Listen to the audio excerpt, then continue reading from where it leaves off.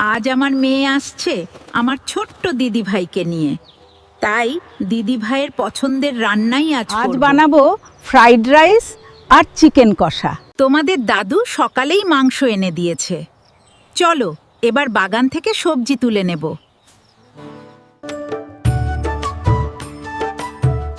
আরে বাবা, দেখুন কি সুন্দর একটা ক্যাপসিকাম।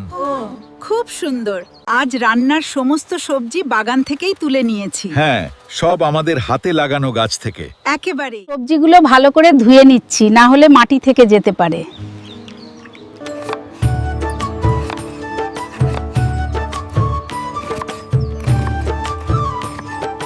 সমস্ত সবজি কেটে নিয়েছি ফ্রাইড রাইসের জন্য।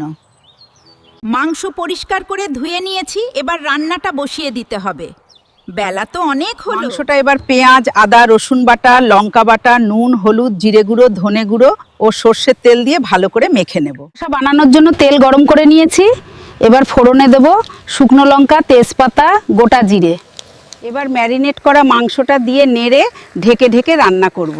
এমন করে মাংস বানালে খুব তাড়াতাড়ি রান্না হয়। যতক্ষণে মাংসটা হচ্ছে চালটা ধুয়ে ভিজিয়ে রেখে দেব।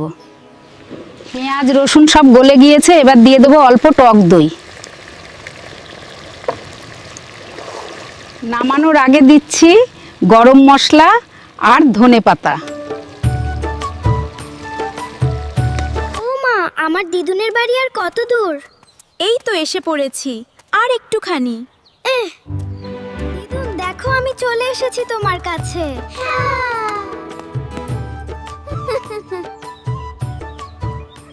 আমি জানি মা, এসে গিয়েছো। দিদিমা, আমি চলে অনেক এসেছি। দূর থেকে এসেছো, চলো ঘরে বিশ্রাম নেবে একটু। এসো ভিতরে। লক্ষ্মীটি, ওয়াও, নাতনি তো চলে এসেছে, আমি এবার বাকি রান্নাটা সেরে নিই। গরম হয়ে গেছে, এবার ভেজানো চালটা হাঁড়িতে ঢেলে দেব। ফ্রাইড রাইসের জন্য ঝরঝরে ভাত রেডি। কড়াইয়ে অল্প তেল দিয়ে কেটে রাখার সমস্ত সবজি ভেজে নেব। এবার ভাতটা দিয়ে ভালো করে সব কিছু মিশিয়ে নেব। ব্যাস, আমার রান্না শেষ। এবার যাই দিদিভাইকে খেতে দিয়ে দিই। কেমন হয়েছে দিলুমের রান্না? অনেক ভালো মা। দিদিমায়ের হাতের রান্না অতুলনীয়। আমার দিদুনের রান্না তোমাদেরও যদি ভালো লাগে তাহলে পাশে থেকো। আজ আসি তাহলে, টাটা।